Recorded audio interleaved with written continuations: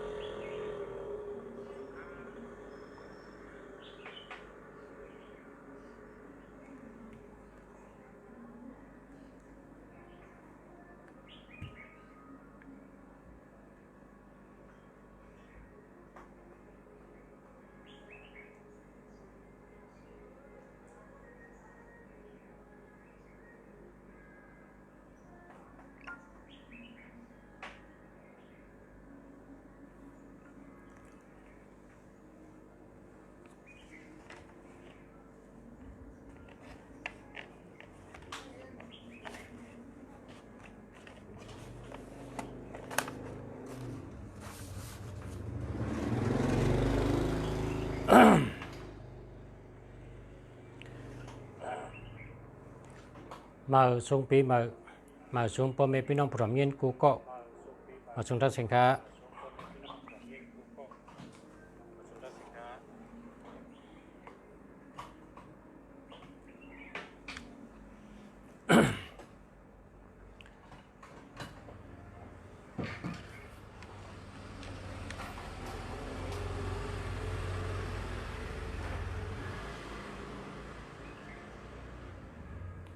มาสงค้า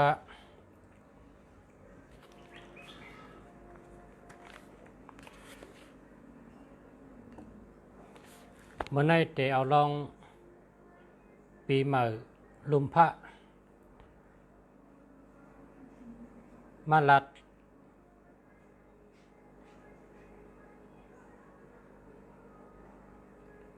ให้พ่อแม่พี่น้องผู้ร่วมเรียนเขาได้หูได้ยินว่าในปี2022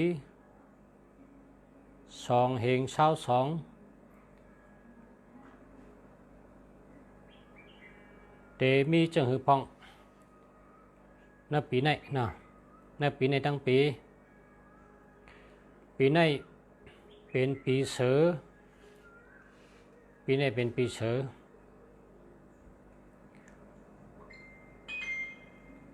เสือนั่นเป็นตีอันใต้เฮานับถือนับย้ำปึงอิงเกอดีตั้งแต่เมื่อมื่นซื้นก่อนมา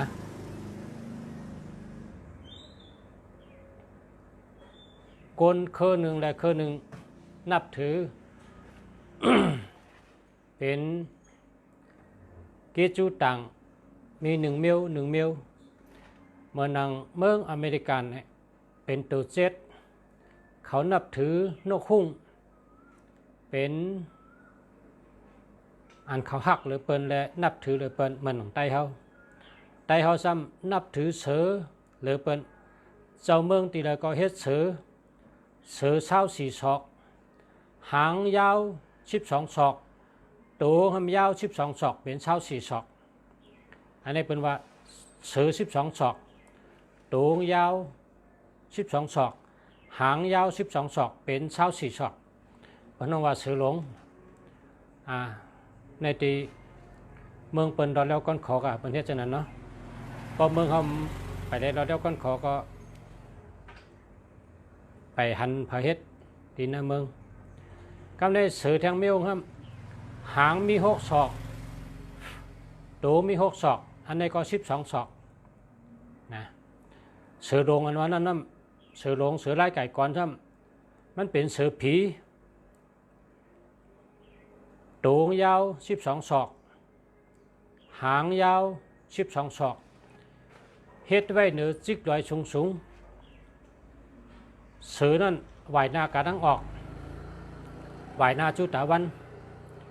พอเฮ็ดจังนั้นการหมักมีหลีขอนน้ำมันลินหลีการผูกซอมหลียาสีอุตุภาพผลตกเพ่งข้าวผลก็ผลตกข้าวกัดก็กัดหลีข้าวไม่ก็ไม่หลีข้าวแหลดก็แหลดหลีข้าวไม่ก็ไม่หลีข้าวผลก็ผลหลีข้าวกัดก็กัดหลียาสีอุตุภาพผลเพ่งหลีก้อยกาเสือตัวนั้น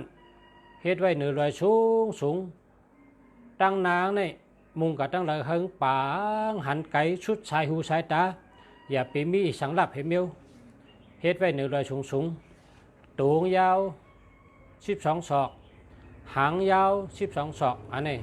สู้เงินกันก็มูก็เป้ก็เปียก็ปากก็เหงก็หมื่นก็แสนสู้กันเฮ็ดนะอันนี้ แ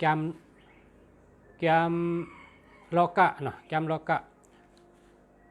หงจุ้ยเนี่ยปาตังเขห้องว่าหงจุ้ยเมืองอเมริกันเปิดนับถือนกหุ่งเมืองไทยเปิดนับถือนกกาโลนเมืองเขเปิดนับถือนักกาเมืองมานนับถือสังซีเมื่อก่อนในเมื่อปานขุนหอกคำเมืองมานเฮืองในขุนหอกคำมานเป็นห้องว่าขุนหอกคำอุปุงญามันเฮ็ดสังซีในใหญ่บ่ตันลอยอ่อนเฮาใหญ่บ่ตันลอยอ่อนอันในเนื้อซึกปืนมันนะพอพอได้ขึ้นห้องเฮ็ดมันก็ได้ย้ำได้สอนขุนหอกคำอุปุงญาเฮ็ดไว้สังซีเนี่ยเยอะนะกำในพอถึงขุนหอกคำป้างอะไรป้างในเปิ้นกว่าเมืองกว่าเจอกันว่ะขุนหอกคำทางป้างมาหลีมันว่าคาเดอ่อนเจ้ากว่าด้วยอันนาการอันคาเฮ็ดเย้าตัวเย้าเนี่ยได้กองก็เป็นขุนหอกคำหนังกันนะกะจำกันการในประกาศฮอดเนี่ยมันกะจี้นี่ว่าเนยในสั่งซีลงเนี่ยว่าได้กองว่าเฮ้ยเนี่ยโลเฮ้ยเนี่ยว่าจำปอตันร้อยอ่อนเนาะเนี่ยว่าใหญ่มอกกระเฮือนวางจังลาดนั่นตั้งใหญ่ตั้งยาวเนี่ยจำปอตันร้อยอ่อนครับเมื่อก่อนเนี่ยเปิ้นเอามาอู่เทศไว้แต่ปานตัวเดียวมันปังอันนี้มันมีเมื่อปานเขาเป็นคนเอาคำเปิ้นเมื่อเหลียวแต่เมืองปูกำเนี่ยเปิ้นลุ่มล่ามันก็ปังกว่าน่ะเนาะกึศห้อยอุดเงี้ยปังตัวเดียวในนึกสึกปืนมันในเฮ็ดสังซีในตัวใหญ่บอกกระเฮินบ้างเอาร้อยอ่อนในเฮ็ดไว้แบบนะนั่นน่ะเขาในเขานับถือสังซีไต้เขานับถือเสือเขตทำนับถือนักกาอเมริกันทำนับถือนกหุ่งเมืองไทยทำนับถือกาโดนนะมีกลุ่มเมืองไหนเมืองนั้น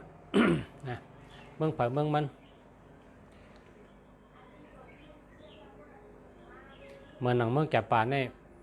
นับถือแมวนะทำเมื่อในแต่เขาอบลองในปีในกว่าเนาะในปีในเขาพอมีพี่น้องพลเมืองเขาแต่ได้หู้ไว้ว่าลองเฮิร์นอ่อนตั้งลองเฮิร์นในเฮาว่าสีนาเมืองเฮิร์นเผอพอมันลู่มันแหลวมันมีโลเมโลตัดโลต่อยโลก่อสร้างโลทุบโลป้อโลเฮ็ดโลสร้างโลตัดโลเลือโลต่อโลมุงโลกุบเจ้าไหนนะเพราะว่าโลเมเฮเมียวนะนาตั้งจานในผีให้เหลือเปิดนะปีนี้ ปีในเนี่ยนาดังจานเนี่ยผีเดี๋ยวให้เลยเปิ้น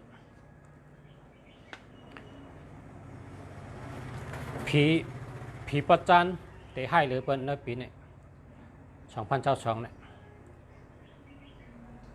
พอเป็นเฮิรนเขาก็ช่างว่าเป็นเฮิรนเขาเป็นจึงเฮิรนหลังหนึ่งช่างว่าโหลเมโหลคอนจอกต่อยโหลล่าเลอโหลตอกไม้หน้าใช่ไหมคนเฮิรนนั่นเฮาปลายกว่าอยู่ไกลๆเฮาปลายกว่าอยู่ไกลๆมือพองเปิ้นตึกเลอตึกต่อยตึกตัดตึกเมนั่นอย่าไปเฮาได้ยินเสียงละ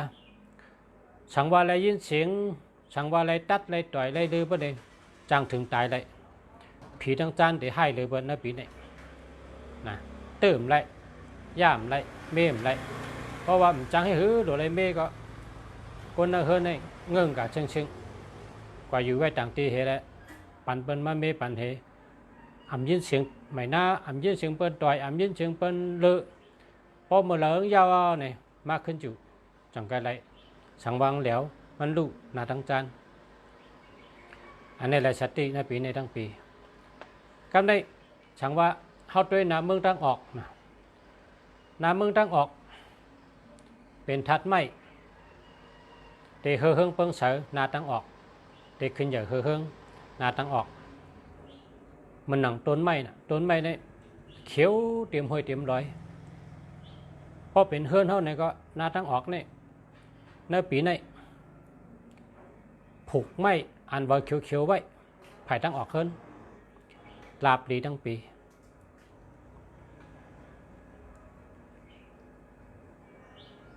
พอเป็นวันเมืองใต้เฮาดังเมืองเขนั่นอยู่เจียงห้องมันออกเมืองใต้เฮา เมืองเขเขาได้ขึ้นเยอะในปีหน้าเนี่ยนะเมืองเขเขาได้ขึ้นเยอะเหมือสูงการมักมีแต่ลีต้อนหรือเก่าแคมเตะ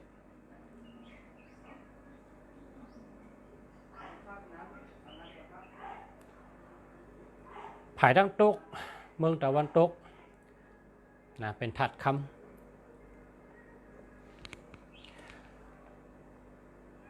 กูภายมีปัญหานะเหมือนปกติสังคัดเพราะคัดใจก็เตแคมตึนั้นไงกูภายมีลองไรสติมีอันให้เลยเปิ้นนาดังจานแต่ได้สติเตะอย่ากะยุงทั้งจานอย่ากะตื้อกะต่อยทั้งจานด้านล่างตั้งออกขึ้นเยอะมาสูงเลยเช่นนั้นได้เหมือนกันกูนาปีในสี่เจง8 ปะสีนา8 ภาย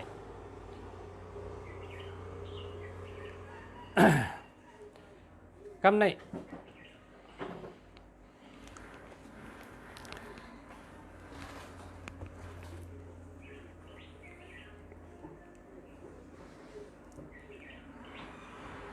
สังว่าพ่อแม่พี่น้องเขากำในนะอันเอาเขามาเนื้อเฮิรนเห็นแล้วเฮิรนมีหลับนะเอาเขามาเนื้อเฮิรนเห็นมีหลับอันนั้นก็เอาไว้ตีเจ้าเมืองเฮิรนมีหลับอันนั้นก็เป็นหางมันเอามาติดไว้จอมผามีหลับตัวมีหลับนะมีหลับสัพพกะมาในแต่ได้จุกสี่ขาติ้นสี่ขอนทั้งเหยียบลิ้นนะพอเป็นมาอันยุกติ้นอย่าไปเอาเขาเฮิรนเอาละพอเป็นมาอันแลนอย่าไปเอาเขาเฮิรนเอาละเพราะว่ามาแลนในผุนมุกพ่องนะผุนมุกพ่องเห็นแล้วนเฮิรนแต่สุกซักมาในพอเป็นปุ่งจำมาแลนปีนี้เอาเฮิรนได้เอาเขาเฮิรนได้มาซึกมาออกหน้าซึกมากับตึกซึกก็ติ้นยุกไว้ขวานหนึ่งอันนั้นก็เปิดมาเขาเฮิรนในปีนี้ก็บวงเป็นมาซึกยุกติ้นไว้ขวานหนึ่งมาเรียนนั่นผุนมุกพ่องนั่นมา2 เมียวเนี่ยเอาเขาเฮิรนปีนี้พอเอาเขาเฮิรนพอใครเฮิรนหลีในปีนี้ก็ กว่าตั้งนานเลยค่ะเพราะว่าตัวสองขึ้นนะปานทำเป็นปานตัวแปดนะสองตั้งแปดเขาเป็นได้ก่อกันปานทำเป็นปานตัวแปดเอาสองลังก็ถังเนาะสองลังสองถังถังแล้วคืนบอกเนาะอันสองลังก็ถังเนาะสองทางสองทางสองถังแล้วกันเอาถังสองลังสองถัง110 บาทมาเนี่ยให้จุกตีลิ้นน่ะจุกตั้งสี่ขาให้เหยียบลิ้นตั้งสี่ขาอย่าไปปันทั้งยกไว้นะจังนั้นจังไรการมากมีหลีมันกึมมันคงการงานการเงินหลีลาบหลีกรรมหลีกำในเฮิรนเผยก็เฮิรนเผยก็เยอะนะเพราะว่าเขาผุยพักดูเขาแย่พักดูหาเมพักดูเขาได้พักดูลงผุยเก่ากะซ้ำซื้อพักดูตั้งหลังในเมพักดูลงได้ผุยเข้ากะซื้อพักดูปะแตงในกะเฮเมนะป้องซื้อเสาก็เมป้องซื้อปะแตงก็เมป้องมันซื้อพักดูเหมือนกันก็เมป้องเมมไรก็เราก็ซื้อหมักน้ำเต้ามาใส่ข้อที่3นะข้อที่1มาให้เป็นจุกสีขาข้อที่2ผุยพักดูอย่าเฮงญ่าพักดูผุยพักดูอย่าเฮงญ่าปะแตงผุยพักดูอย่าเฮงญ่าเสาอันนี้ข้อที่2ข้อที่3นาเฮิรนเฮามีลงมดเสานาเฮิรนตั้งนาก้นเหมือนกันนาก้นเปิ่นได้ยุ่มได้ลุมลานะนาก้นเท่านี้หรือไว้ยุ่มยาก็หมอลุมลานาเฮิรนเฮามีลงมดเสาแต่ลาบหลีนาเฮิรนเผานาเฮิรนมันเฮาเฮ็ดลงมดเสาในข้อที่3ข้อที่4ตากูตีนอนปีนี้อย่าไปไว้สังเฮเมียวตากูตีนอนในเฮาปัดเจ็ดตัดเสก็นั่นเฮ็ดก็นั่นแต่ลาบดีทั้งปีกามดีลาบดีทั้งปีตากูตีนอนอย่าไปไว้โคสังเฮเมียวแล้วก็เจ็ดถูบันตัดเสในปีนี้ข้อที่1ข้อที่2ข้อที่3ข้อที่4ตากูตีนอนเจ็ดมดเสาอย่าไปให้มีโคสังแล้วก็เจ็ดมดเสาตากูตีนอนนะข้อที่5คนโหก้นอันคนโหซื้อหลีนะซื้อหลีเด็ดลาบหลีในปีนี้ข้อที่5คนโหซื้อหลีแต่ลาบหลีก้นอันคนโหงอที่ปลายเงินที่ออกน้ำในปีนี้นะในปี22เนี่ยอ่ำลีงอคนโหที่ปลายงอเป็นงอเหมือนจังห่างเป็นแต่งขึ้นมานะหรือไว้ซื้อปีนี้นะซื้อนั่นนะลาบหลีในปี22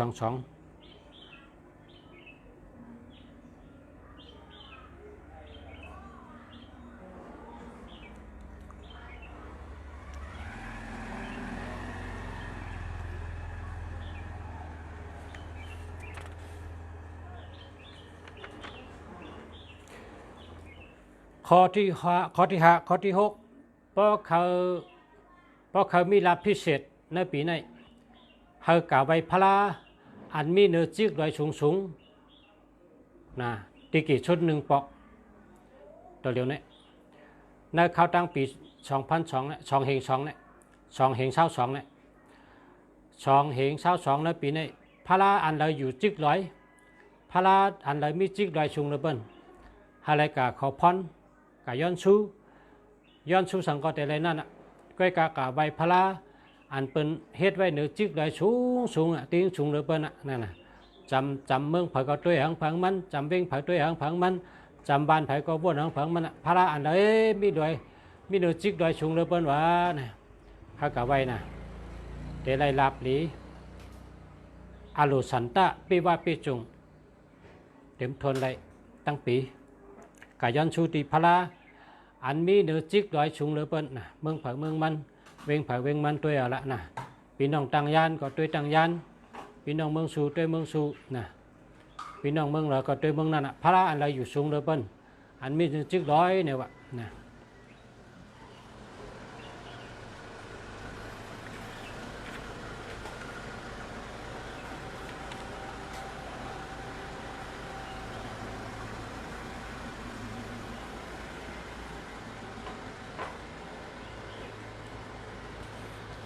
เนื้อปีใน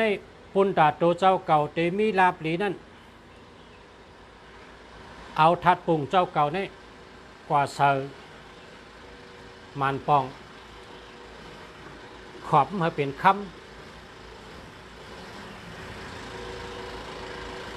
เนื้อปีในก็เลยเคยมีกรรมดีลาบดีตั้งปีเธอเอาทัดปุ่งเจ้าเก่าอันมีทัดปุ่งเจ้าเก่าก็เดียวก็ไรอันเป็นกูนาเฮินตั้งโผตั้งเมก็ไรตั้งเมตั้งลูกก็ไรตั้งเมตั้งปอก็ไรเธอเป็นกูก็ไรเห็นก็เดียวก็ไรเอาอันทัดปุ่งเข้มๆกว่าใส่กรอบคำไว้นะกว่าใส่กรอบคำไว้กรอบมาเป็นคำคำอันที่เป็นเอาไม้เฮ็ดนั่นน่ะทัดปุ่งเนี่ยมันบ้องน่ะถ้าเป็นคำเพราะว่าปีนี้มันเป็นปีเสือทัดอันเตดีเลยเปิ้น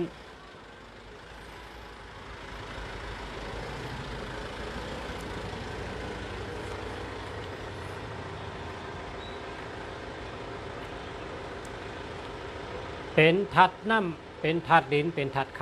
ำก็เพราะฉะนั้นแหละเพราะเขาเป็นก้นกรรมดีเนื้อปีนี้เขาเอาทัดปุ่งเจ้าเก่าเสือกรอบคำเหมาตั้งไว้ก็ไรมาคอยไว้ก็ไรเนาะกำในเบอร์โทรศัพท์หมายพงหมายจากรัฐหมายจากรัฐพอเป็นพี่น้องของเขาอัมโลเป็นอัมโลเรียกคารัฐเนวะเพราะว่าเนื้อ10ตัวนั้นเนื้อ11ตัวนั้นสั่งว่ามีตัว4ตัวหนึ่งเพราะมีตัว8ตัวหนึ่งก็นั่นแต่ได้เงินดีเลยเปิ้นในปีนี้ก็กะเพราะว่าข้ามไปมีตัว8ข้ามไปมีตัว4นะค่าให้มีเงินในปีนี้ก็ซื้อมาแทงอันหนึ่งกว่าด้วยถ้ามันมี4884 2ตัวนี้มันนั่ง428นะ824อันนั้นก็4884จับกันเจ้าไหนก็ไรอันนั้นก็824428ในเงินก่อนใหญ่เห็นนั้นให้เอาเจ้าเป็นหมายพงตะปีนี้นะเจ้าตั้งปีพอถึงปีที่มาก็ขึ้นแหลกนั่นแหลกแต่ปีใดปีนั้นสั่งว่าเจ้าเป็นปีใดปีนั้นก็เพราะแต่เจ้าในปีนี้ได้อันเตไรเงินดีเลยเปิ้นอันเตลาบดีเลยเปิ้นอันเตแห้งเลยเปิ้นก็โดนนับ4โดนนับ8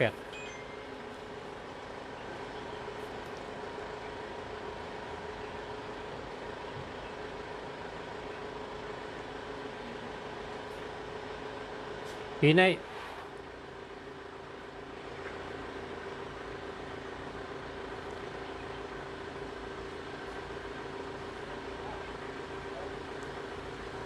ก็เปิดเป็นสีคำเนี่ยโลหะเอาทัดปุ่งเจ้าเก่านั้นใส่กรอบคำมาอะไรง่ายเลยเบิดเนาะ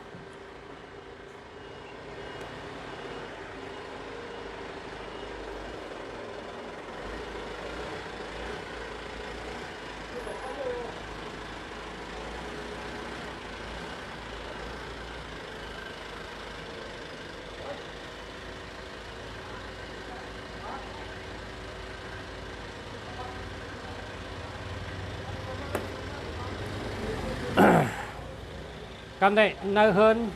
หาดาดลองเนื้อเฮินเฮมีลองป่างแรงมดเฉยนะนางหื้อแต่มีป่างแรงดีก็เสพไผ่ผ้าผืนไผ่ผ้าไว้น้ำเนื้อเฮินเฮมีลองป่างแรงลองป่างลองแรงนะป่างแรงดีเนื้อเฮินเฮาอย่าเฮรับซึ่งนะพวกเขาเฮินมาเฮหันแรงกูจอกกูเจ๋งเฮแรงไว้นะเนื้อเฮินแรงดีป้องแรงหลีได้ลาบหลีป้อมแรงก็เสียบไผ่ผ้านำนะเฮิงแรงเนื้อเฮินเฮบีลองบดเสือตั้งออกเฮินพอมีตีก็เฮผูกไม่บางเขียวๆนะตั้งออกเฮิน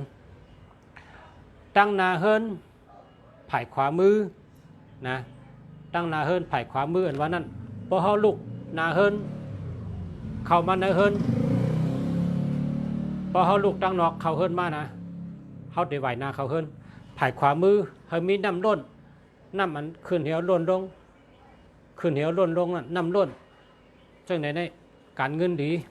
นะไรเงินน้ำไรเงินดีไผ่ขวามือนาเฮิรนนะลูกตั้งนอกเขาเฮิรนเขามา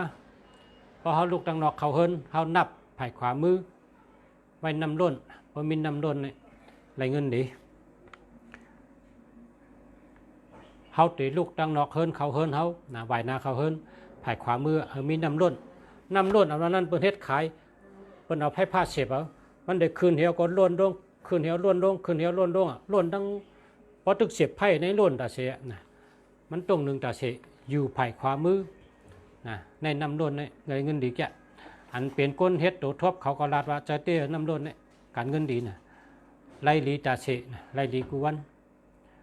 อำหยับผึดลองเงินคำนะ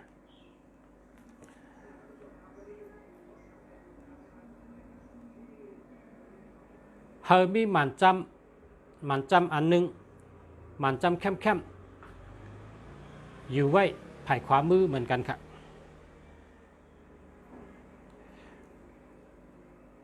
เฮามีหางนะหางสังก็เยอะหางดี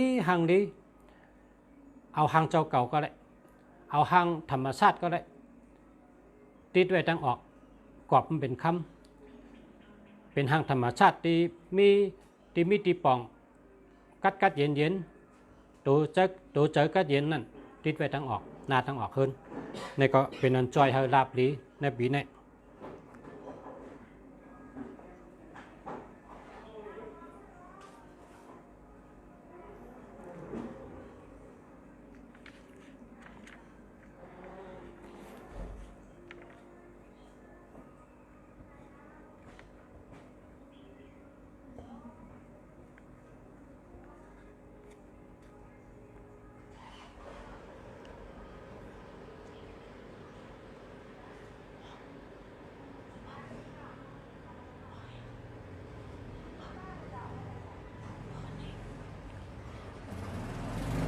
ไก่ย่างด้วยเลยญาติด้วยเลยเอาน้ำยาใส่ที่มือเลยในปีใน2022ในก้นก็เลยเป็นก้นรถปาริกีกุวันก้นก็เลยห่อปาริกหลงกุวันรถปาริกีกุวันรถกัทธาเมตตาสุขมังกลาสุขยัตนาสุขในเพื่อนห้องว่าผลเงินผลคำเมตตาสุขอันว่างเมตตาดีมังกลาสุขอันว่างเป็นมังกลาดีก้นก็เลยแลมอรัดปริกีชีวิตสุขอันนั้นก็อันตันรัดชีวิตสุขก็รัดสามสุขมังกลาสุขยัตนาสุขเมตตาสุขก้นก็เลยไว้พลาแต่เป็นก้นพิเศษในปีนี้เมื่อกูปีนี้ลาดไรว่าไว้อยู่เฮ็ดสังนะพอหันโจ้ในก็ว่าเลยเมื่อกูบอกนะมันจะปีพิเศษแต่ปีนี้ตอนตาปีนี้ปีเสือในเป็นเจ้าวันเจ้าเมืองครับเป็นผีเป็นว่าผีใต้ครับมานเขาเตรียมว่าเซียนนัดมินกีเนี่ยครับเสือเนี่ยค่ะนะเขาเฮ็ดไว้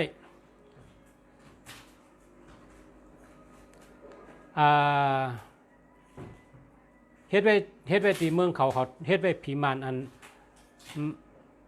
มันนัดมินกี้เนี่ยผีมานครับเชนนัดมินกี้เนี่ยเป็นผีใต้เขาเฮ็ดไว้นะอันเชนมินกี้เนี่ยเชนนัดนั่นเป็นเสือค่ะเขาเฮ็ดไว้ก็กะเนอันแก้มโลกาอันเขเขาเตรียมก็จะนั่นครับ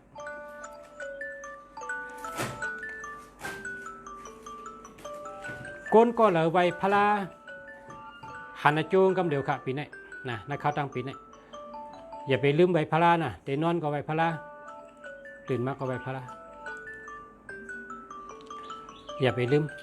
ถ้าหันจูงกำเดียวอันในเนื้อปี2 เหง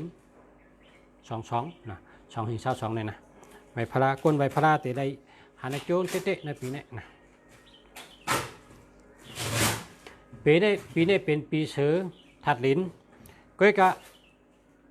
ถัดน้ำถัดคำเป็น3ถัดค่ะปันพอนดีเป็น3ถัดปันพอนดี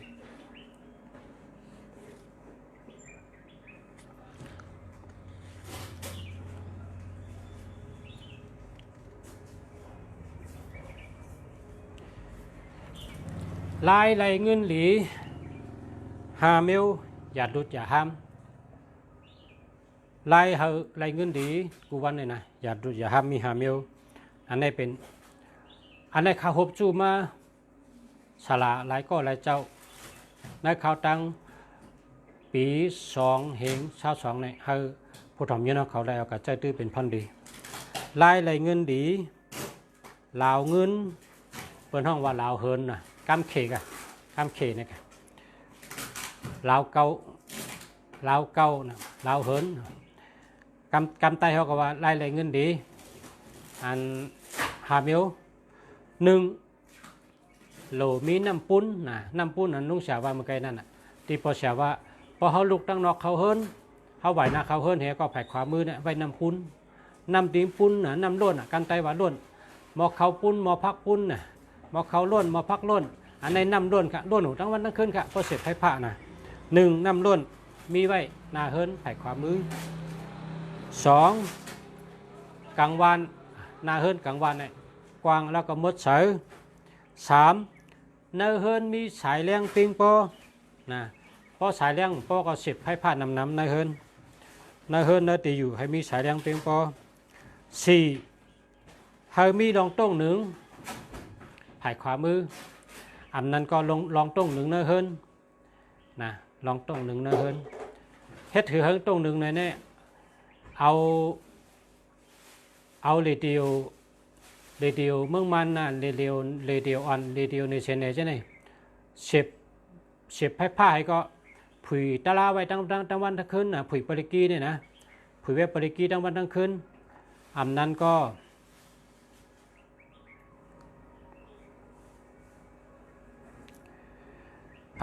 ็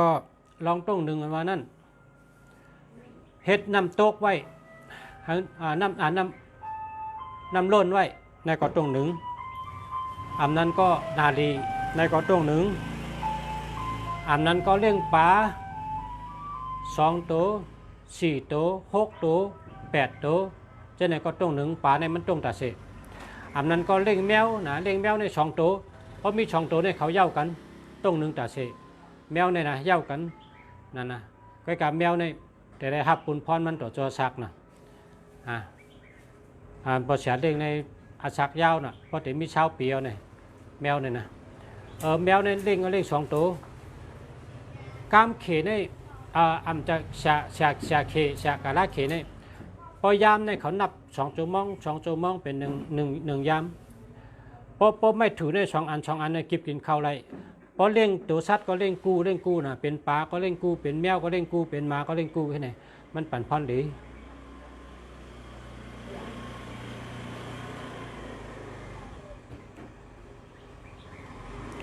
แล้วก็พอเป็นเมืองมารซ้ำเจ้า1 ชั่วโมงครึ่งพอเป็นเมืองมารเนี่ยเป็นเจ้าสุริจะชกยะปุกตะจันทรตลีกูลูพ่อมะเป็นเจ้า1 โมงครึ่งนะ6 โมงถึง7 โมงครึ่ง7 โมงครึ่งถึง8 โมง8 โมงถึง9 โมงครึ่ง9 โมงถึง10 โมง10 โมงถึง10 โมงครึ่งเนี่ยเป็นนับชั่วโมงครึ่งเป็น1 ยามแต่ในยามรอการในซ้ำนับกูเอามาเถอะเอามากันไหนก็มีกรอบคำเขาเถอะอันนี้กรอบคำค่ะจะแชร์ลงเชิญมันเพราะใช่ในเจ้าเงาเกี้ยงเดียวนี้เกี้ยงไปกัดในกรอบคำค่ะกรอบคำเฮ็ดตั้งดูในหนึ่งเย้าเลยเป็นเฮ็ดตั้งดูเป็นเฮ็ดมากครับสาธุขอให้ได้เลยครับอยู่ดีกินบานเพชรกลางหยันกลางอายุยืนยาวครับสาธุ แต่ป้าสิเข้าเอง แต่มือเปล่าลาดเปล่า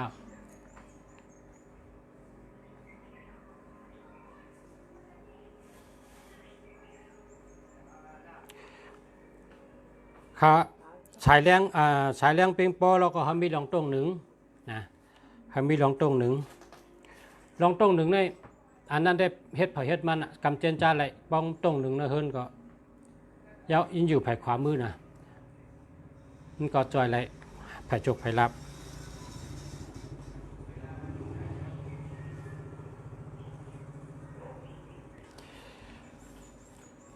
ตั้งออกเป็นทัดไม้นะตั้งออกเป็นทัดไม้ตั้งจานเป็นทัดไผ่ตั้งออกเป็นทัดไม้สีเขียวตั้งจานเป็นทัดไผ่สีเหลืองสีคองเจียงจานวันตกเป็นผีเฮิรนอยู่ดังนั้นตั้งโต๊ะซื่อ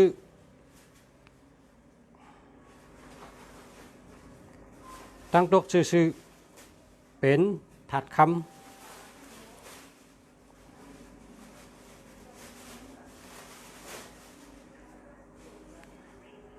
ตั้งห้องเป็นถัดน้ำ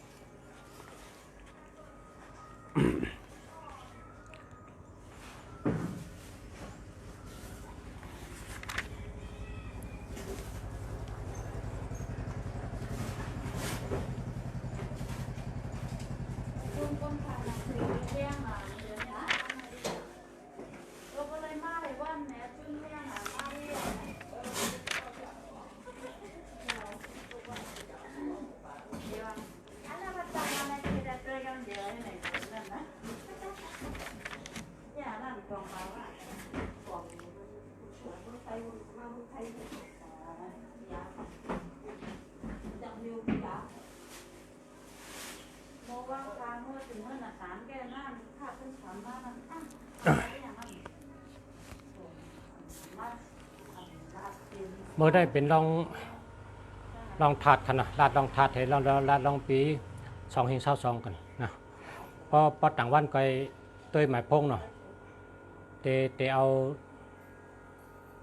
ต่สืบด้วยหมายพงอันกำนะอันในหมักนับในอันที่หมักนับเขาหมักแกงเฮ็ดเลยนะเขาลัดกลางมาครับ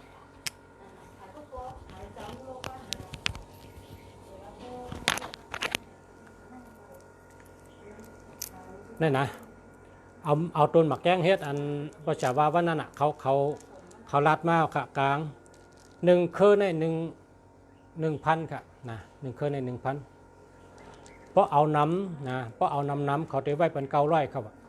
เพราะคนเอากับขายต่อขาย10ขึ้นเขาได้ขึ้นไว้เป็น900เพราะเอาเครือเหลวนะ 1,000 ค่ะส่งถึงตีค่ะเนี่ยส่งถึงตีค่ะมันเป็นต้นไม้หมักแกงค่ะหมักแกงมันหึงหนาเฮก็เป็นก่อนเลือร่มก็เลือร่มมันก็เฮ็ดหมักนับเนี่ยเพราะว่าอันเขาว่าป้อหนึ่งใกล้นับเนี่ยมันจะเริ่มมาติดค่ะมันเป็นไม้ขนาดนะเป็นไม้แล้วก็เริ่มมาติดมันจะ1ใกล้นับ1เดิม1ใกล้นับ1เดิมให้เนี่ยมันจะเริ่ม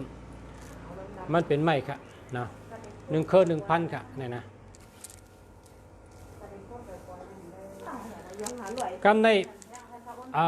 เมื่อในเพราะเมื่อในเพราะผักอะไรหมายพงนะอันนั้นมีเขาได้บริษัทได้ปันปีใหม่เนี่ยนะแต่10 อันมีแต่10 อันนะเพราะผักอะไรก็กลับสืบเข้ามาอันดีกูตัวบนห้อง1 ปีเนี่ยเขาได้ปันของขวัญลูกค้าปันของขวัญพวกนั้นยามซื้อหมายพงดีตีประชาเมืองดีเนี่ยว่าปันมา10 กว่าอันอ่ะปันมา10 ปลาย1 อันได้ 1,000นะ1 อันได้ 1,000มันมีน้ำ 1,000 1,000ในบ่เผยค่าใดก็กับสืบเข้ามาน่ะ1 อัน 1,000 อันเจออันพอเราไปมีหมายพงดีนั่นนะให้กับสืบมาก็เราค่าใดก็แนทกับสืบเข้ามาน่ะ 1,000 ก็1 อัน 1,000 นะมันมี1 ปี1ปอกเขาอ่ะเขาได้เพราะเป็นปีเหม่อจังได๋นะปีเหม่อลุมพาได้นะเขาได้เหมือนจังว่าปันของตอนลูกกะ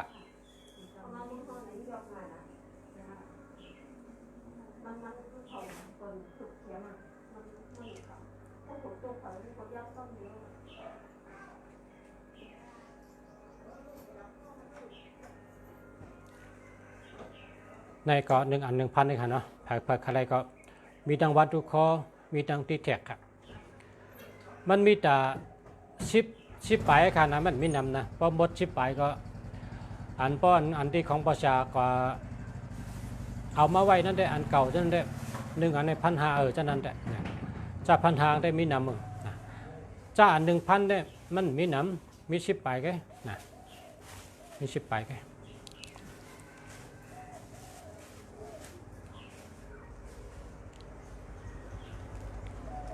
พอผักอะไรก็อันแนทกับสืบเข้ามานะหมายพงดี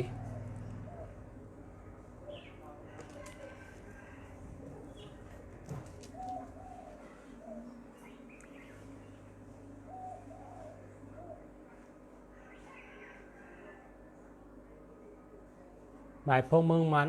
มีค่ะหมายพงเมืองมันมีหมายพงเมืองมัน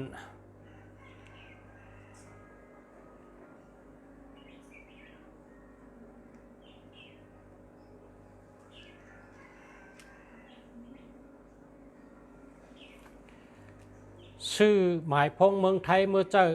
อันเจออะไรกูตีงกับในเมืองไทยเขานะกวยกาข่มโทนะเขาเตเจอเลนไล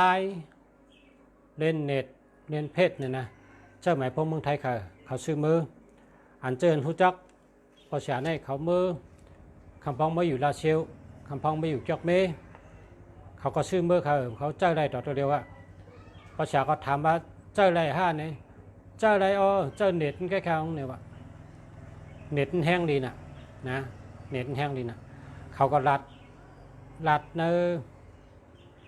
มาเชนจ่าเนี่ยฮะกำมาเนี่ยนะประกันตั้งในของห้องเมสเซนเจอร์นั่นนะเมสเซนจ่าเนี่ยเขารัดมาเขาเจอหมายพงเมืองไทยเขาเนี่ยชื่อมาเมืองไทยเนี่ยเจออะไรอยู่ก้อยกำโทเขาก็เจอเน็ตเจอไรเล่นเน็ตเล่นไลน์พอเราอุบก็อุบเนื้อไลน์อุบเนื้อเน็ตนะเติมเงินเน็ตเหสร้างเงินเน็ตเหก็รัดเมสเซนเจอร์นะ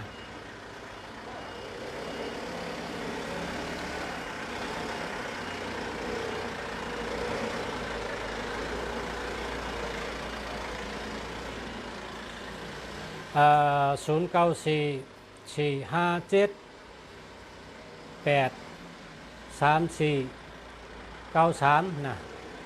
เพราะเอา93ไว้ทั้งปลายนี่ชบไว้เจอไว้นะชบไว้เจอไว้ก็ไว้สตินะก็กับปกคนอายุเยอะแต่เจออะไรปกคนอายุเยอะเจอได้ซ้ำดีไปอยู่ดีเขาแคมนะไปอยู่ดีเขาแคม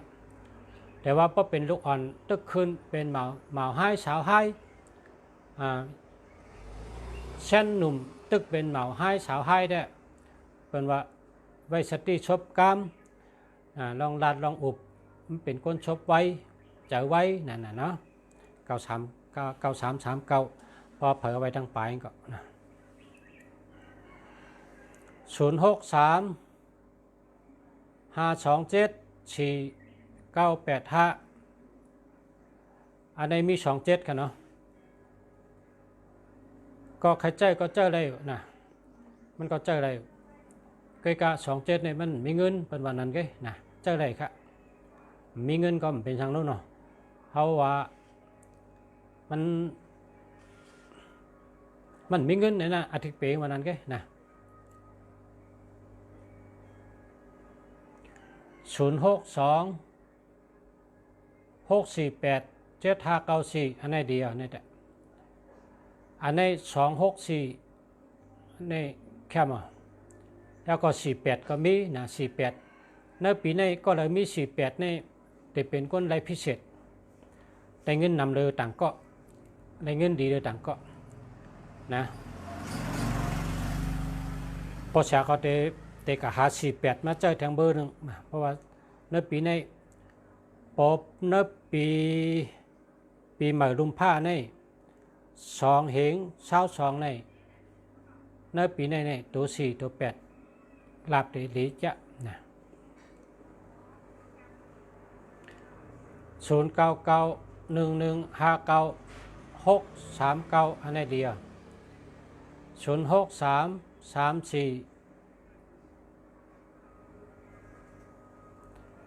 0927589596อันก็ในก็เจออะไรอยู่ค่ะนะอันตีอ่ำดีในมีตูงมีกูงค่ะมี27นะ2772ในกับไก่เลยป้ายเจอกับไก่เลย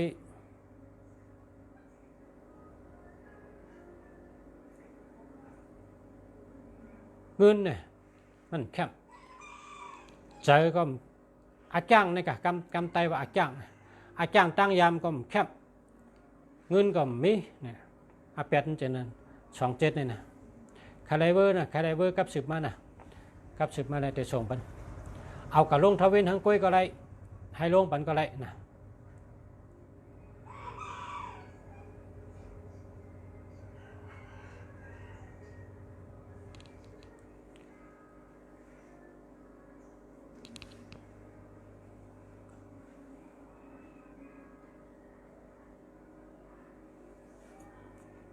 0978997882อันนี้แค่มา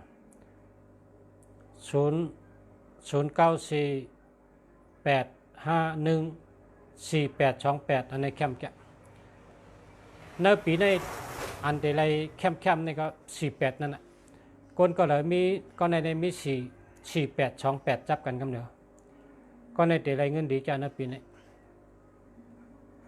ก็เลยมี4828นะ482 428 824อันก็นั่นเนี่ยเป็นคนรายพิเศษรายเหลือเปิ้นนั่นกะกำไตเขาก็รายเหลือเปิ้น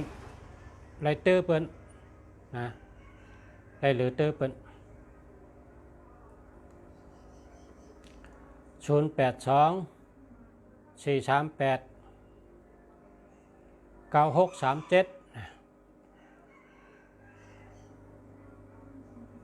อันนี้เต็มดี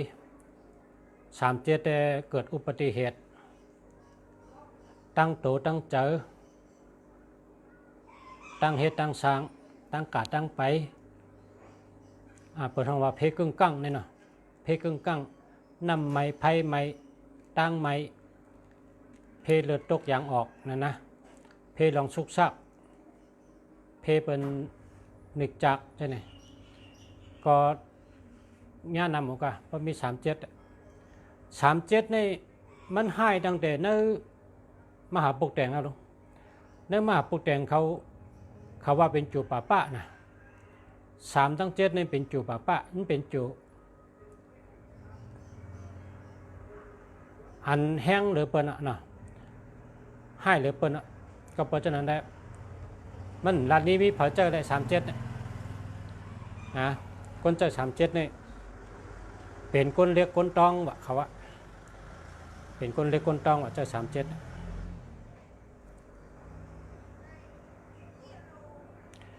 พอไว้คนโยได้แหลกให้ละนะเพราะชาวว่าหาชูแหลกให้ละ37นี่นะ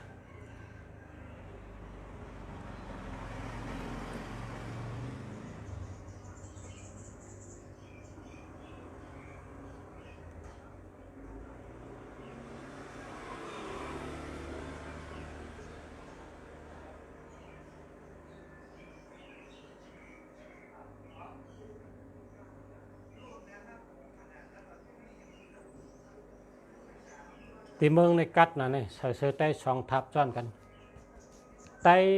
ไตต่อไตซ่อนกันเองอุ่นดีอันนี้ไตอันนี้ก็ไตอันนี้ก็ไตซ่อนกันนะมันอุ่นดีเพราะไตต่อไตซ่อนกัน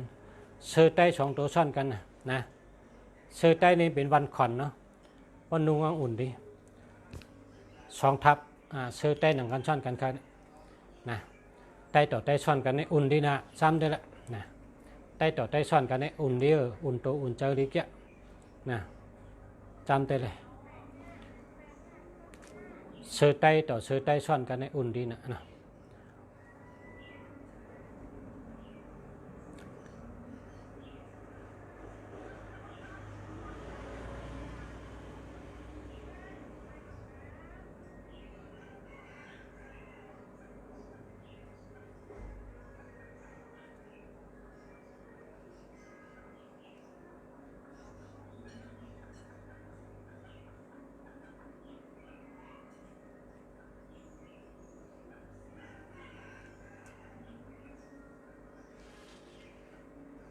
0636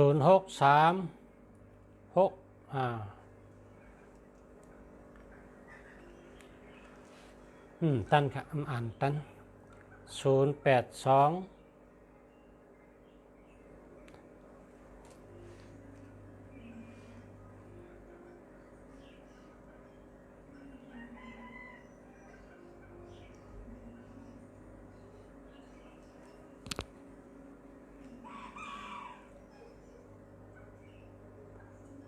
มันอ่านตันค่ะตันตัวเลย0626710830อันนี้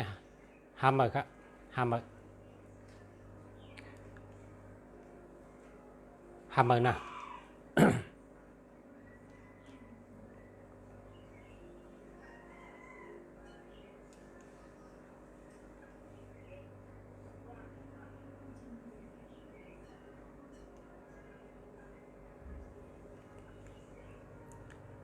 0932474865ในแคมป์ก็เลยมี18ในก็ในปีในทั้งปีแต่เป็นคนได้เงินดีได้เงินง่ายอันนี้ก็48 648 ในก็แคมป์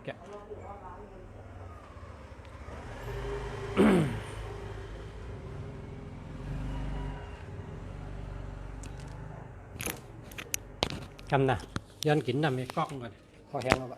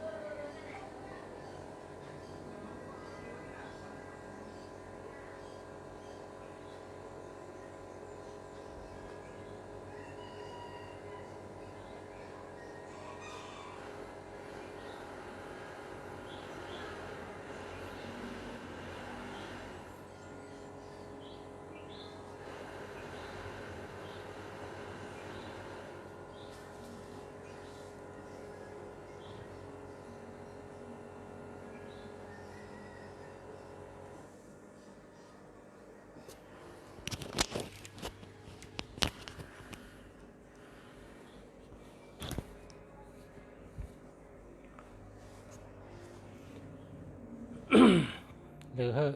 กินน้ำกำค่ะเนาะเสือน้ำหนึ่งมาค่ะตึกไปขม0950174556หามาครับเพราะว่าเงินเกณฑ์นะครับ56นี่เป็นเงินเกณฑ์อ่ะ56ขานี่เพราะเป็นปลาของเป็นปลาแต๊บปลาจูปลาขี้มันเจอปลาจัดปลามุ้งนะเพราะใครไล่ปลาจัดปลามุ้งในโดเป็นตัวนับเงินใหญ่788763652854289จะในเป็นห้องปลาจัดปลามุ้งเพราะเขากะหาปลาเนี่ยเพราะเขาไล่ปลาจูปลาขี้ปลาแต๊บเนี่ยมันตัวเล็กปลาแดงปลายังเป็นปลาอ่อนปลาอิดไงเพราะเขาปลาเขากะไล่ปลามุ้งปลาตัวใหญ่ๆนะกินตั้งเฮิรนเชียงแหละคนมีหมายพงก็เหมือนกันนะเพราะเจ้าตัวนับ5665เนี่ยมันเลยเงินเกนะไปเลยเงินเก5665เนี่ยทำเป็นคนนิ่งป่ะนะชอบนิ่งเกียกนิ่งเจ้าเปิ้นสั่งเปิ้นนิ่งเปิ้นลาดน้ำเฮ็ดเกในเป็น5665นั่งเนอก็นั่งเนอคนห้องหางกำไตเนี่ยตีนั่งเนี่ยนั่งเนอคงต่างนั่งเอาก็จี้เฮ็ดนั่นเนี่ยเฮ็ดนั่นจี้เปิ้นสั่งเปิ้นจี้เปิ้นสั่งเปิ้นแล้วก็เงินมันมาเก๋ค่ะนะพอมี56ขา2ตัวกันพอหึงเนอ56ขาก็มีแล้วก็มี7887 9889เฮ782เขา636เขาฉะนั้นถ้ามันอยู่จำกันเนอ10ตัว11ตัวนั่นมันต่างไกลเงินนำนะมันจึงว่าชูเจ้าใน0950175556เนี่ยเพราะถามลุงเสียว่าตัวอะไรเป็นเงินเนี่ย56นั่นน่ะเป็นเงินแต่เป็นเงินเด็กเงินน้อยนะเงินอิดเงินออดเงินอ่อนเงินอีนะ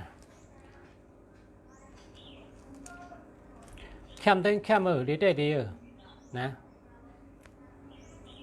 แต่พอเขาแค่มีเงินนำเขาก็รู้ใจตัวใหญ่ๆพอแค่มีเงินนำเนี่ยมันเหมือนกับก้นชื่อกาเนี่ยพอเป็นรถเก๋งเนี่ยเป็นขี่เลนแกเป็นขี่เอาตั้งสบายแกรถเก๋งเนี่ยนะคนสัตว์เทเขาขี่พอใครมีเงินนำเป็นชื่อรถโหลงนะรถ10 ล้อรถพอเป็นรถอันต่างไรขี่ได้นั่นน่ะเงินก็ไรนั่นน่ะรถหลวงนั่นน่ะเป็นห้องรถแห้งใหญ่ต่างตุ้มต่างนักก็ไรขี่ก็ไรต่างก็ไรนั่นน่ะรถแห้งใหญ่หมายพงก็มันโหลดแห้งใหญ่หนึ่งใหญ่หนึ่งดีปกป้องกันทั้งหมดบดได้มี81นะแค่ป้องให้ป้องก็มี81หมายพงเนี่ยพอเมืองไทยเนี่ยนะเมืองไทยเนี่ยมันมีอยู่10ตัวใน10ตัวในใครป้องให้ป้องมี81นะยอมลงมา81แล้วก็80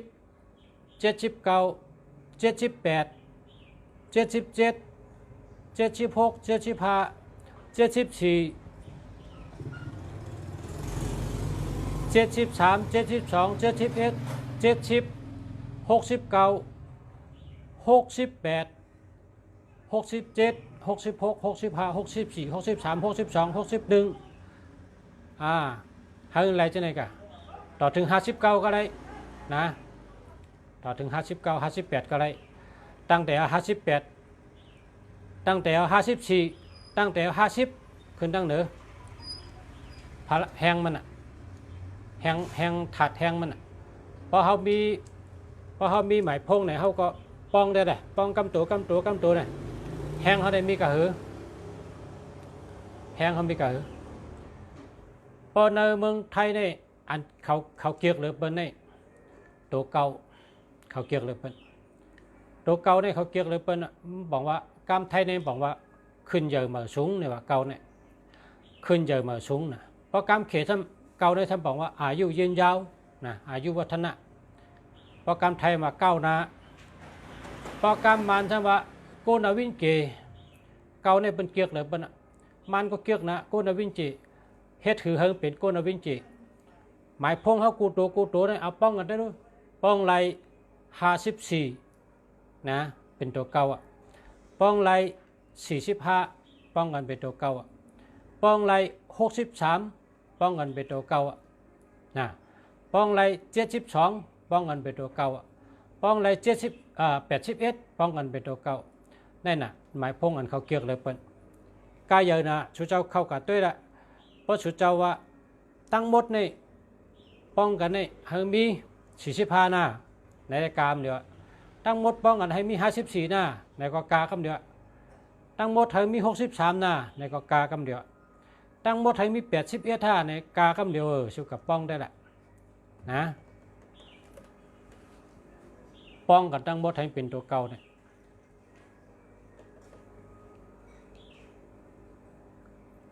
จะว่าพอเขาซื้อหมายพงดีหรือในมาไงนะเงินในมาไงแถมไม่องก็เพราะเขากัดนะเขาก็ไล่ของแถมนะเปิ้นเขากัดชื่อหังก็เปิ้นแถมอ่ะแถมที่เดียอามจะเพราะหมายพงดีเนี่ยนะลุงเสียก็ใจมาแต่หึงเอาน่ะได้เนาะหึง7-8 ปีเนี่ยลุงเสียใจ7-8 เก่ามาเนี่ยก็ดีเต้ๆนะดีกูมิวแล้วก็แทงมิวก็ก้นอันอ่ำอยู่ดีเนี่ยเพราะก็เจอ7-8 เก่าเนี่ยอยู่ดีก็เดียวนะอยู่ดีนะดีอ้ำจะมันเป็นป้ายอยู่ดีได้มาติเจอป้ายอยู่ดีมาติเจอพอมีถัดเจอแก่นแข็งแห้งเยอะถัดเจอในเต็มถัดใจในมันแห้งใจเต็มแห้งใจพร้อมเพราะไหนเนี่ยมันเป็นเตะกัดเตะป้อยนะใจเนี่ยมันเตะกัดเตะป้อยนะใจเนี่ยมันจ่อมันมีตั้งจ่อใจเชื่อใจเนี่ยเพราะวันนะใจในมีแห้งใจมันเรื่องว่าว่นหังก็ไรเจนจ้าหังก็ไรเฮ็ดไรใครกินหังก็ไรกินใครกวางไรก็ไรกว่ามีถังหางรอดแล้วอยู่เนื้อเจอเนี่ยมันเป็นป้ายเจอเพราะป้ายเจอในแก่นแข็งแล้วเนี่ยป้ายอยู่ดีเนี่ยก็มาจอมป้ายอยู่ดีเนี่ยขึ้นมาจอมแล้วก็มีเขามาชื่อกับเมื่อกูปอกในเขากะห้องยาใน2 เดือน 3 เดือนกะห้องยา2 เดือน 3 เดือนกะห้องยาหมอนัดเขาหมอว่าหมอห้องเขามาด้วยป้ายอยู่ดีสุดาเพราะกว่าในฉันปัญญามาทำไมยาในพอกินเชียงเอามาเจ็ดเชื่อได้ขึ้นหน้าเนี่ยกำได้กาเขาถึงเป็นก้นหนุ่มไหมอาศัก30กันไหนกันในบอกเขามาซื้อ7-8 เก่าเมื่อเจอเนี่ยนะตัวเรียวเนี่ยมันปีที่4นะ4 ปีเนี่ยมันได้กว่าเพราะว่าห้องยาเนี่ยนั่นเนี่ยมันก็อัน7-8 เก่าเนี่ยมันเป็นใจแก่นแข็งนะใจแก่นแข็งถัดใจแห้งใจแก่นแข็งมันเหมือนจังก้นในพอมีแห้งใจนั่นน่ะพอมีแห้งใจในแห้งก็แห้งใจมันตั้งนะ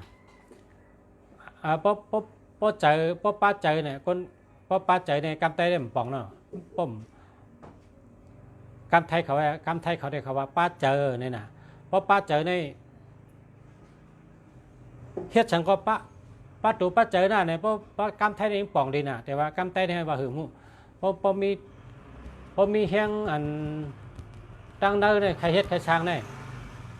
กำไตเป็นว่าสุรสติมันเนี่ยนะสุรสติมันอารมณ์พอสุรสติลงในแก่หนังคนเนี่ยนะเนี่ยคนไทยเป็นว่าแห้งใจนะแห้งใจป้าตูป้าเจอนะคนไทยว่าสุรสติลงเนี่ยนั่นนะเพราะว่าสุรสติลงในเหตุการณ์ก็ใกล้ห้องกำก็แคม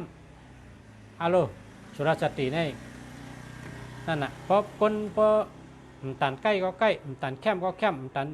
เหตุการณ์แคมก็ไปมองลางในเป็นว่าสุรสติลงแบบ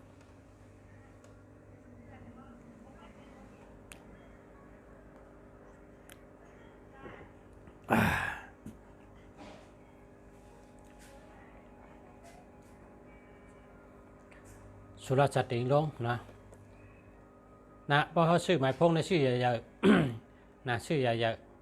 ๆเพราะchủเจ้าชื่อใหญ่ๆนี่chủเจ้าที่หานาจุงก็เดี๋ยวcáiลุงฉานี่เป็นก้นลัดนี่พอมีพี่น้องเขาcáiเขาchủฮู้ว่าเจ้าจึงเหือลีเนี่ยลุงฉาคัดใจมาลัดเขาchủเจ้าฮู้chủเจ้าอยู่เมืองเราก็ชื่อเมืองนั่นนะลุงฉาเนี่ยอยู่เกียงใหม่ขายดีเกียงใหม่cáiเขาไม่จังกับขายบรรจุได้กุฏินะchủเจ้าเนี่ยอยู่โตเมืองอยู่จอดเมืองถอมคาลัดในกว่าเสื้อกุ้ยชื่อตัวใหญ่ๆนะชื่อตัวใหญ่ๆหนึ่งใหญ่หนึ่งดี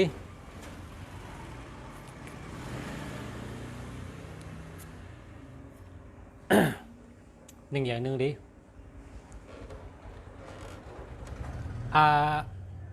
พอเป็นก้นใจได้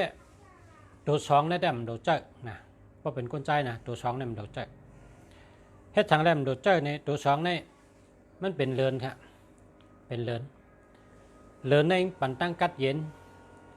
ปันตั้งหักเมตตาถัดใจเรือนในเหมือนจังหือเนี่ยเหมือนจังแม่เจ้าเกจูนะแม่เจ้าเกจูแม่เฮาในเป็นแม่ยิงมีใจเมตตากรุณาแล้วก็มีใจอุเบกขาเมตตาก็ลองหมอหักหมอเอ็ดรู้นะ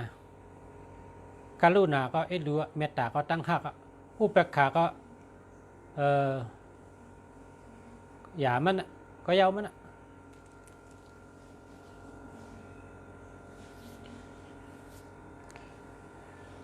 เย้าก็พอมีตัวสองน้ำเนี่ยนะตัวสองในป้องน้ำในก้นก็นั่นเป็นก้นไห้ง่ายน้ำตาออกง่ายใจเล็กใจน้อยง่ายใจอ่อนใจง่ายพอมีใจอ่อนใจเฮใกล้ขี้ไฮเฮเจ้าไหนมันแหลบเหรอแหลบคนยิงไปเพราะคนยิงเจ้าได้หลีทนเอาเพราะว่าคนยิงเนี่ยเป็นแม่ของนักลุมพระนะเป็นแม่ของก้นกูก็คนยิงเนี่ยอ่อนหลีหักเป็นลองอ่อนลองเหมือนหนังนุ่นกุ๋ยนั่นน่ะนุ่นกุ๋ยเนี่ยเอามาห่มในอุ่นดีเท่านั้นแต่ว่าไอ้ยิบได้นุ่นกุ๋ยเนี่ยอ่อนกำไตว่านุ่นกุ๋ยนั่นน่ะคนยิงเนี่ยเหมือนนั้นเพราะอยู่จ้อมเขาในอุ่นเนอะมีทั้งอุ่นโตอุ่นเจอตึงปังก็ไล่เนี่ยอยู่จำเขาคนยิงเนี่ยเป็นตีหลีหักก็เพราะฉะนั้นนะคนยิงเนี่ยหรือมีตัวสองอีหังอาเดลีเพราะ28มีเงินนำเพราะ29ห่างหลีเพราะ24เป็นก้นลักแหลมเพราะ26หมอลัดหมอจ๋านะชูเจ้าใครสองหังเพราะใครไผ่หมอลัดหมอจ๋าชูเจ้า624นะ624 426 624อันนี้ได้พอลองตั้งลัดได้ซบดีหักนะป้าตันป้าอะไรถอมป้าใครผัดใครยานหมอลัดหมอจ๋าหมออุบหมอกับสืบนะ624 426เนี่ยนะในแต่คนยิงนะกำในห้ามข้างหลีฮะห่างหลีก็ลักแหลมหมอลัดหมอจ๋า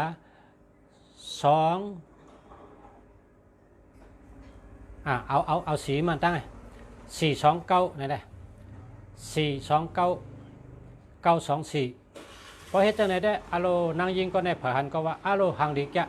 อะโลเราแกะอะโลหลีหักแกะใครลัดต่อแกะเป็นเจ้านั้นกูก็ข้าเนี่ยนะเจ้าหนังลุงชาวาเนี่ยชูเจ้าหลวงเป็นเจ้าเฮือนว่างมันเป็นถาดข้าวตัวนับเนี่ยมันเป็นถาดนั้นเป็นจอยชูเจ้านะเป็นถาดอจุน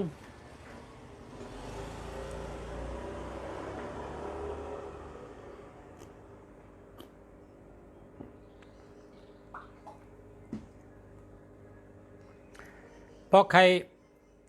เป็นเมเดียงเปิ้นก็เนี่ยนางยิงเนี่ยว่าใครเป็นเมเดียงเปิ้นใครเป็นเมเดียงเปิ้น ใครเป็นคุณยิง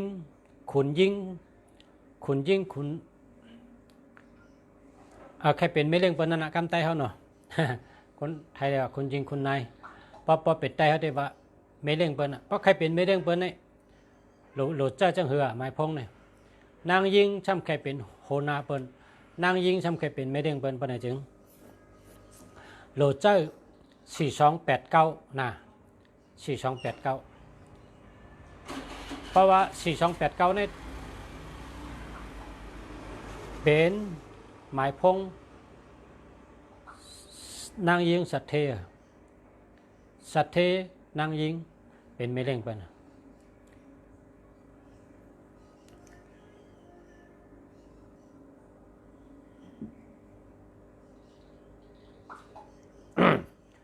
กำในซ้ำหลัดตาคนใจนะเป็นเมื่อได้อุบลองปีมาแรงอุบยาวเอ็นผักรอแลผักหวานกลรอแลกลหัดฐาน ความรอแลความนำเจมฐานเมื่อได้รอแลกันนะเมื่อไกลเป็นหงจุ้ยกำในสมาเป็นหมายพงทำให้เลือกกันละเกี่ยวกันอะไรก็พอเสียเขาขายอันกะ1,000ก็มี1,000ก็มี1,500ก็มีนะหมายพงครับภาษาขายหมายพง1 อัน 1,000ก็มี1,500ก็มีกำในเขาเดรัดแต่กลใจนะกลใจในจ่องไข่ฮังลีเนี่ยจ่องไข่เล่าเนี่ยเพราะไข่เล่าเพราะไข่ฮังลีเดรัดปัญหากลใจอาศัก18 19 18 19ได้ไข่หางดีกูก็ไข่เล่ากูก็คนใจเนี่ยปวงเป็นพ้องเป็นห้องว่าปานหมาให้เนี่ยนะหมาให้18 19ในหมาให้ไข่หางดีเพราะไข่หางดีจำจะได้เจอหมายพงจังหือเนาะหมายพงเพราะไข่หางดีแต่คนใจจำเจอ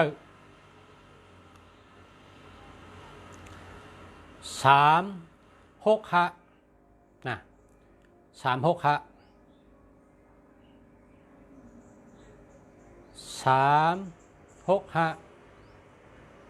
563นี่แหละหมายพงบ่าวอาศัก18 19ไปเสือหางหลีซ้ำเปลี่ยนก้นหาเงินเล็ด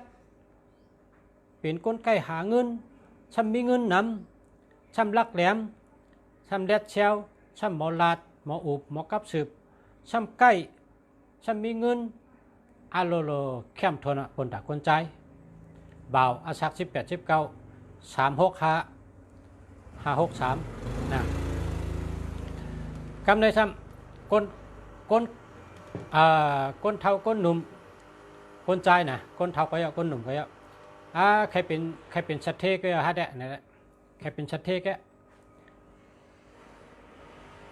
ใครเป็นชัดเทใครมีเงินนำก็เฮิรนก็ใครเฮ็ดหลายตีกล้าก็ใครมีหลายกันนะนั่นจำเป็นกับชื่อ168นะคนใจเจออันมีดังยังอันว่าหรือได้เป็นชัดเทก็ต่างเมียวได้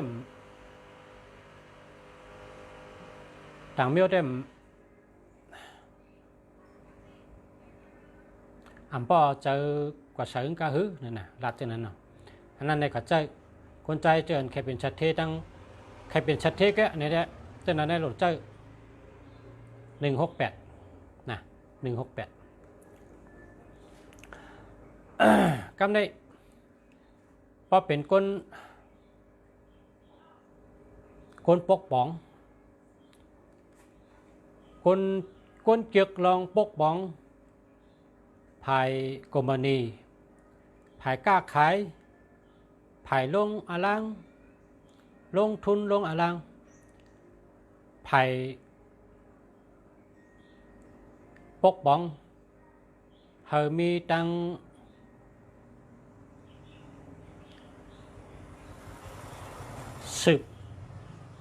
สืบสารไล่กว่ากูตั้งกูไผ่อำว่าการเมืองอำว่าการเงินอำว่าการค้าขายอำว่าการป้ายมักมีอำว่าการปกป้องอำว่าการชังก็เยอะเพราะหลุดจังนั้นซ้ำคนจะในซ้ำเขาหลุดเจ้า7 8 9 นะเขาดูใจ789 789นี่ปองว่าฮือเนี่ย789นี่ปองว่านักกา789นี่ปองว่านักกาเนี่ยมันตัวใหญ่นะเนี่ยว่านักกาเนี่ยตัวใหญ่นะใหญ่มากก็เหือเนี่ยมันเอาตัวเนี่ยเว้นเลยสาวเมืองยังไรยาวไม่ยาวก็เว้นเลยสาวเมืองนะนักกาเนี่ยเอาตัวเนี่ยเว้นเลยสาวเมืองให้เนี่ยตัวใหญ่มากก็เหือดัดมันได้นะตัวใหญ่นักกาในตัวใหญ่เลยเปิ้ลอะในโลกในดุมผ้าเนี่ยยาวเลยเปิ้ลก็เพราะฉะนั้นแหละค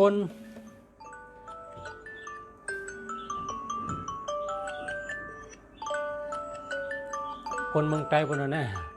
มาบ้านเราเชิงเงินนำนะเด็กเธอถ่ายกับเขา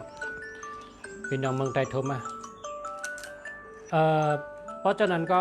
วาชนาเพอวาชนามัน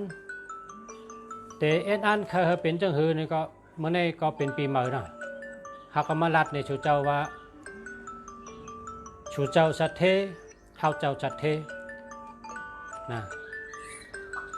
สัตเทอะไรคู่ว่าใครมาใครมีใครเฮ็ดจังหือทำอันตัวจอยมันทำเอาจังหือมาจอยอำว่าตีนอนอำว่าตีอยู่อำว่าตีเฮิรนอำว่ากันเจ้าตื้อนะหากมาลัดให้ชูเจ้าไรคู่ที่ป่องมันตั้งแต่เอาเฮิรนเยที่อยู่ที่นอนและถัดเปิ้นห้องว่าเป็นจะถัดน้ำถัดลิ้นถัดลมถัดไผ่และถัดคำ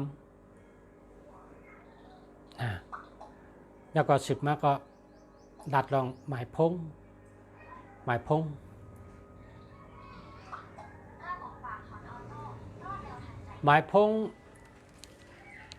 159อันนี้เป็นหมายพงกาลนหมายพง789อันนี้เป็นหมายพงนักกาหมายพง168อันนี้สัตเทเมียวเดียวนั่นนะสัตเทกำเชือ168หมายพง4289นกยุงอันนั้นก็นกหางสาอันนั้นก็นกกิ่งกะลีอันนั้นได้วางเผิงมันพอเมืองเขว่านกหางสานะพอเมืองกะลาอังกฤษใช่ยังก็อินเดียเขาก็ว่านกยุงพอไตเขาก็ว่านกยุงมันเหลืองอันนั้นเมืองใต้เนาะนกกิ่งกะลาก็ซ้ำเป็นเพลงนี้เขาพวกกะแล้วก็การนกกาโตเขาก็ว่านกกิ่งกะลามันเป็นอันเขานับถือไว้เหมือนดังนั้นเมืองเขครับเขานับถือเจ้าเมืองเนี่ยเจ้าเมืองเจ้าหนึ่งเนี่ยชื่อว่ากวนอูนะเป็นกวนเขาเนี่ยแหละเมืองเป็นกวนเมืองมันตึกมีเมืองกวนเนี่ยเป็นกวนเจอชื่อเจอโยเจอตาลาเพ่งเป้งเหตุการณ์จอมทำจอมตาลาเฮ็ดไหนแหละปองตายในเขาว่า มันเจ้าเนี่ยเป็นคนเป็นถึงเจ้าภาคอาสังก็ในเขาว่าเจ้าเมืองเนี่ยนะเจ้าพระอาสังเมืองเป็นคนเมืองไปตายแล้วก็เขาขึ้นโกไก่ว่าเป็นเจ้าเมืองต่อถึงตัวเดียวในเป็นว่ากวนอูในเขตเขาก็นับถือและเอาตัวนับก็ใส่ปันว่าตัวนับ639นี่เป็นตัวนับเจ้าเมืองนะเจ้าวันเจ้าเมืองเจ้ากวนอูนะเพราะฉะนั้นกำใน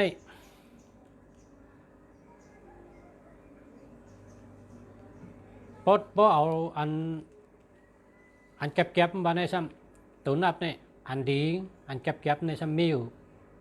15243678เนี่ยอันนี้เป็นอันเก็บใช่ก็เป็นอันที่นับถือกันเต้ๆว่ามันเป็นวันถอกกันวันพักกันวันถูกกันวันหักกันวันดีต่อกันแหละ ตัวนับเพอเลยจะมีอยู่เหตุกูบนในกองแคมป์นะมีเหตุกูในหมายพงเขานั้นเขามี15ก็เลย24ก็เลย36ก็เลย78ก็เลยมันเป็นกูอันเป็นทัดแมนกันนะครับเนาะเพราะว่าตัวเลยแคมป์ได้มีทางตั้งนำก็